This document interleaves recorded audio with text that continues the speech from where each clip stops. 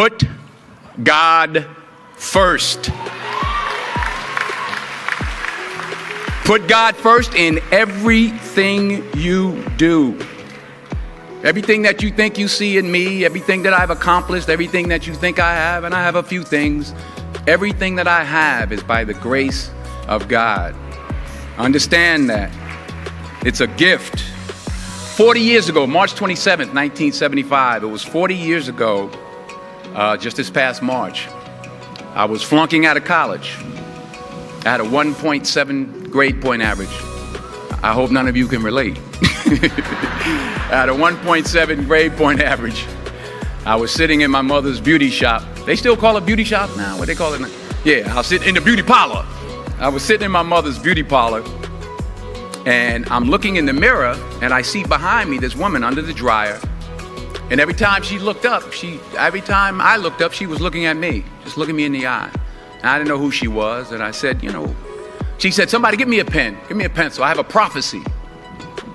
March 27, 1975, she said, boy, you are gonna travel the world and speak to millions of people. Now mind you, I was flunked out of college. I'm thinking about joining the army. I didn't know what I was gonna do, and she's telling me I'm gonna travel the world and speak to millions of people. Well, I have traveled the world, and I have spoke to millions of people. But that's not the most important thing, the success that I had. The most important thing is that what she taught me and what she told me that day has stayed with me since. I've been protected, I've been directed, I've been corrected. I've kept God in my life, and it's kept me humble. I didn't always stick with him, but he always stuck with me. So stick with him in everything you do. If you think you want to do what you think I've done, then do what I've done and stick with God. Number 2, fail big. That's right. Fail big. Today's the beginning of the rest of your life, and it can be very frightening. It's a new world out there. It's a mean world out there, and you only live once. So do what you feel passionate about. Take chances professionally. Don't be afraid to fail. There's an old IQ test, was 9 dots, and you had to draw 5 lines with a pencil within these 9 dots without lifting the pencil. The only way to do it was to go outside the box. So don't be afraid to go outside the box. Don't be afraid to think outside the box. Don't be afraid to fail big, to dream big. But remember, dreams without goals are just dreams, and they ultimately fuel disappointment. So have dreams, but have goals.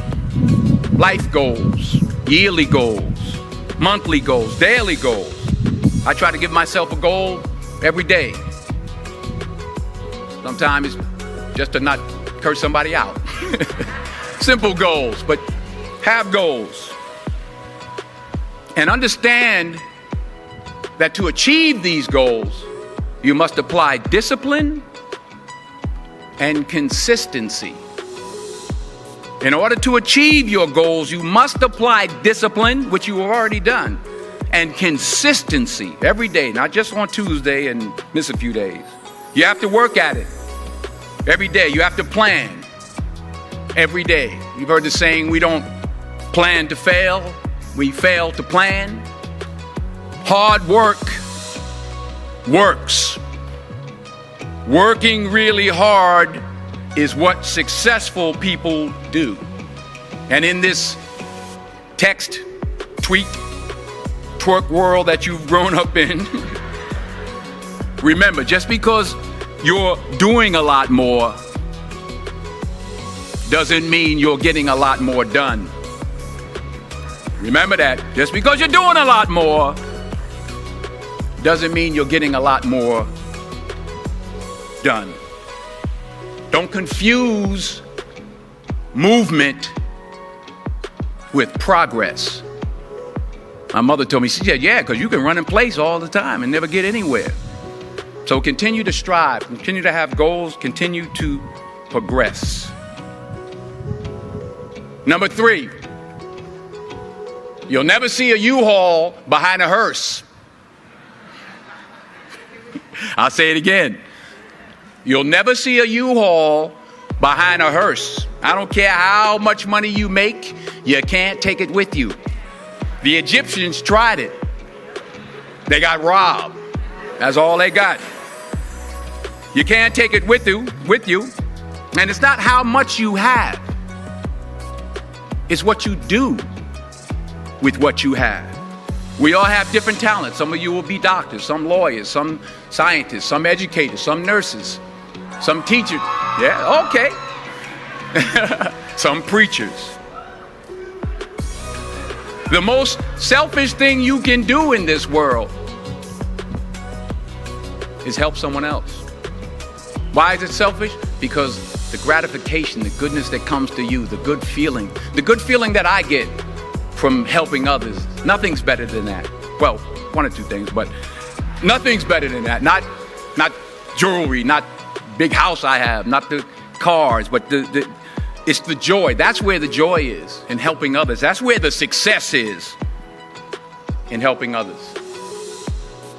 Finally, I pray that you put your slippers way under the bed tonight, so that when you wake up in the morning, you have to get on your knees to reach them. And while you're down there, say thank you for grace. Thank you for mercy. Thank you for understanding. Thank you for wisdom. Thank you for parents. Thank you for love. Thank you for kindness. Thank you for humility. Thank you for peace. Thank you for prosperity. Say thank you in advance for what's already yours. It's how I live my life. That's why I am, one of the reasons why I am today. Say thank you in advance for what is already yours. True desire in the heart for anything good is God's proof to you, sent beforehand to indicate that it's yours already. I'll say it again. True desire in the heart, that itch that you have, whatever it is you want to do, that thing that you want to do to help others and to grow and to make money, that desire, that itch, that's God's proof to you, sent beforehand already to indicate that it's yours. And anything you want good, you can have. So claim it. Work hard to get it. When you get it, reach back. Pull someone else up. Each one, teach one. Don't just aspire to make a living. Aspire to make a difference. Thank you.